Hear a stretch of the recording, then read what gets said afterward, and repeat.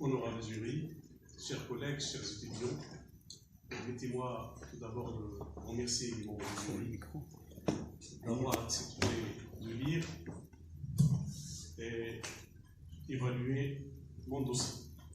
Je tiens également à remercier le doyen de la faculté des lettres et des sciences humaines d'Agadir, ainsi que le vice-doyen et tout le corps administratif qui ont permis les conditions favorables de la tenue de ce dossier.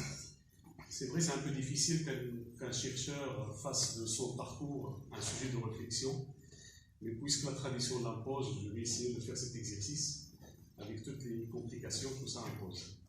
Je commencerai par dire que mon parcours, en fait, comme tous les parcours, a été conditionné par un certain nombre d'éléments historiques, culturels, sociaux et même politiques.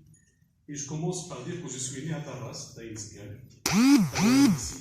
dans une famille monolingue qui ne parlait pas amazigh.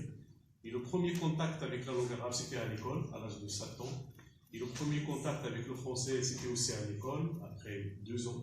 Et le premier contact avec l'anglais, c'était au lycée. Donc, ma langue maternelle, c'est l'amazigh. Je peux me dire que la langue du quartier où je suis né, jusqu'aux années 80, c'était à 80% amazighophone. Ça, c'est le côté culturel. Pour mon côté chercheur, je crois qu'un chercheur, il doit quand même être habité par un sujet. Il doit savoir questionner, interroger, réinterroger, et aussi avoir un champ de réflexion. Et pour l'anthropologue, il doit absolument savoir observer. Là, je me rappelle de la définition de Claude Lévi-Strauss de l'anthropologie, où il a dit « L'anthropologue, c'est l'astronome de l'estimation humaine ». C'est comme un astronome qui supervise, qui voit, qui regarde tout ce qui se passe comme phénomène humain. Pendant 4 moins 25 ans, j'ai été habité par les questions relatives à la mazirité essentiellement, mais après, tout ce qui concerne la diversité linguistique et culturelle au Maroc. Ma licence, j'ai eu SML à l'université de Besançon, et je dois dire que j'ai quand même la chance d'avoir tous les établissements scolaires pas loin de chez moi. Ce n'est pas donné à tout le monde, donc il faut reconnaître que dans le contexte où je suis né, il y a quand même des établissements scolaires qui ne sont pas très loin.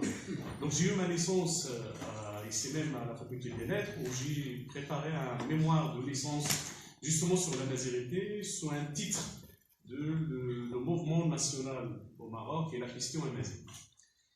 En France, j'ai continué pratiquement dans le même sens et j'ai eu un DEA à Paris 8 sous la direction de l'historien de Jamal Stora et j'ai effectué une recherche sur le parcours scientifique et politique de Mohamed Shafir, que certainement vous le connaissez tous, premier doyen de la faculté de l'Institut royal de la culture amazigh. Aussi, j'ai eu la chance aussi d'être inscrit à l'ENALCO, et vous savez tous, l'ENALCO, l'Institut national des langues et civilisations orientales, l'héritier des langues zo, l'héritier de l'école qui s'intéresse à tout ce qui est oriental. Le concept de l'Orient est très important à saisir, et dans cet institut, il y avait l'enseignement de l'amazigh depuis 1913.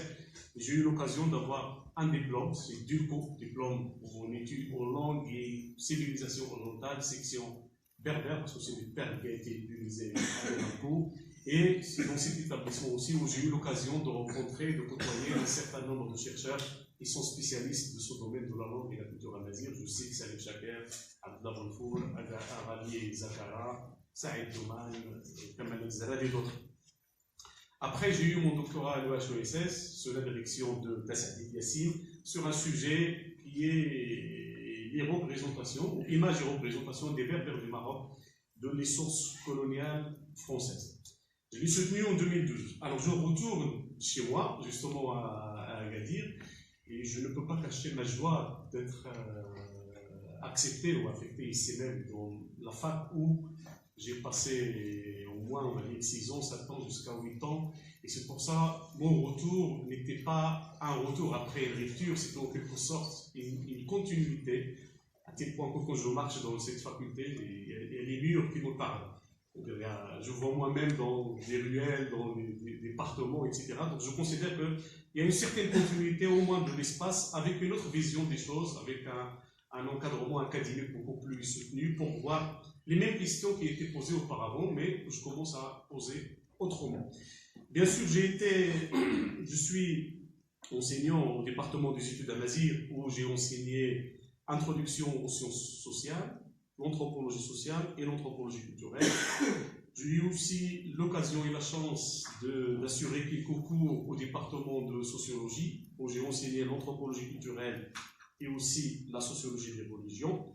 Et aussi, j'ai eu la chance aussi, peut-être par ma formation comme anthropologue, et devant l'absence d'anthropologue qui est justifiée historiquement, j'ai été appelé aussi à assurer des cours au master.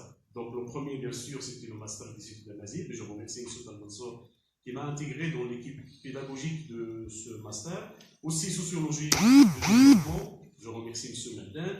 Religion, pouvoir et société, département d'histoire, je remercie mon professeur Mohamed Shafiq Alfaq. Et aussi le master rédaction journalistique et diversité médiatique, et je remercie M. Anaïs. Et bien sûr, tourisme, communication et développement. Je remercie mes deux collègues, M. Rakbi et M. G. Sur le SCG, j'assure aussi le cours de culture et civilisation et je remercie M. Svenfeld qui a facilité mon intégration dans cet établissement. Bien sûr, je ne peux pas oublier l'encadrement des mémoires, qu'il soit au département des études d'Al-Nazir, au département de sociologie, ainsi qu'aux différents masters où j'assure des cours. Bien sûr, un professeur, sa tâche principale, c'est l'enseignement. D'abord, on est payé pour ça, c'est normal. Mais je considère aussi qu'un professeur aussi, il doit animer des conférences, il doit participer à former les étudiants et il doit aussi vulgariser en quelque sorte la connaissance scientifique. Ainsi, j'ai animé un certain nombre de conférences à l'intérieur de notre faculté, mais aussi dans d'autres universités, qu'ils soient au Maroc ou ailleurs.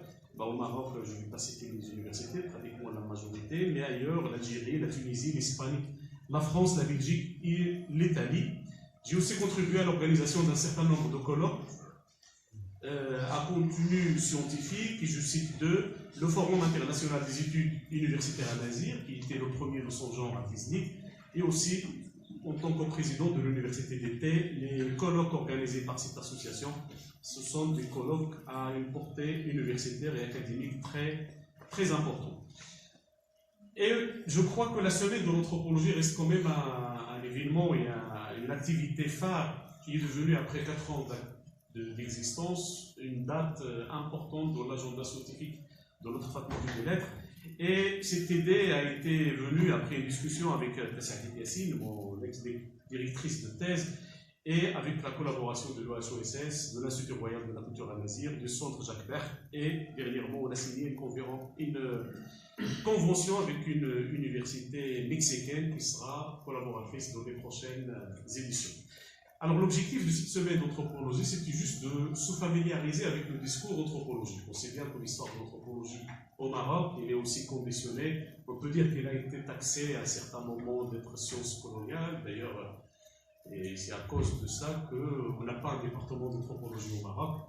Et même ce module ou cette science, il est enseigné comme matière, qu'il soit au sein du département d'histoire et aussi dernièrement dans le département des études Al-Nazir. Et là, je vous pose toujours la question, pourquoi l'anthropologie est liée aussi aux études Al-Nazir? Est-ce qu'on reproduit la même représentation qu'on a sur l'anthropologie et sur la nazirité aussi, comme langue et culture orale? Et donc, l'anthropologie, il s'intéresse à tout ce qui est oral. On a organisé quatre éditions. La première sur l'anthropologie de la Méditerranée. La deuxième, c'est filmer la société.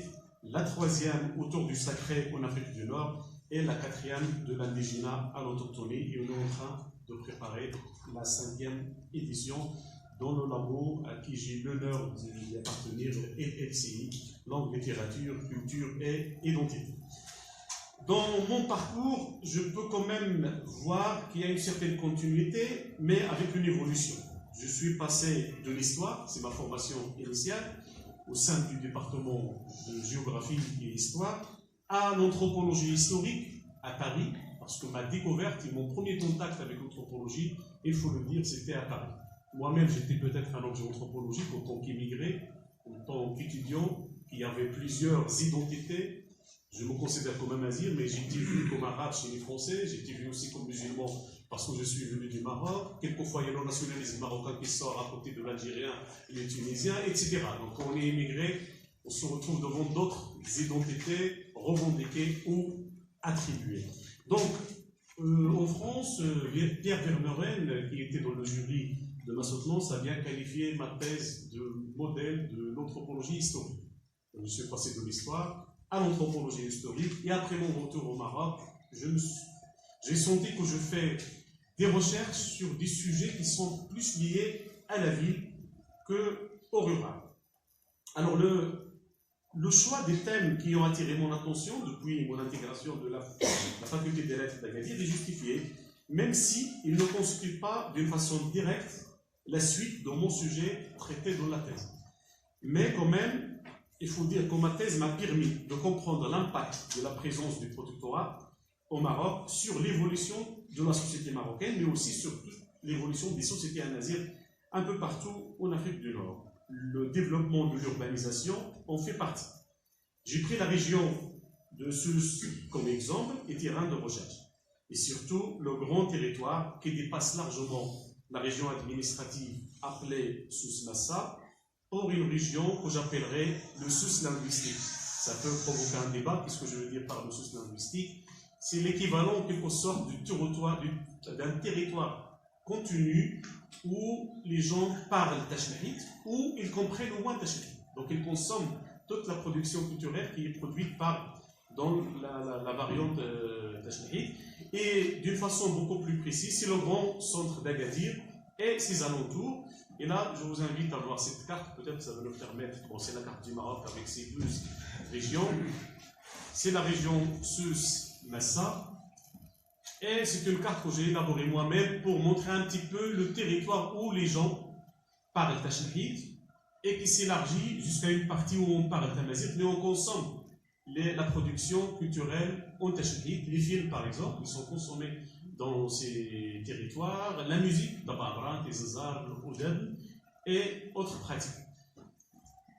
Voilà, cette carte aussi elle est très intéressante parce qu'elle a été élaborée par l'association Tafra, par le géographe David Nouri, et il montre bien là où on parle tachnahite, c'est au milieu, là où il y a la concentration de la pratique de tachnahite, et bien sûr sans oublier les migrations internes. Les Ichirines existent, ils vivent aussi à Casablanca, à Rabat, Tanger, Fès et ailleurs. Mais en tout cas, ça montre bien la concentration du territoire.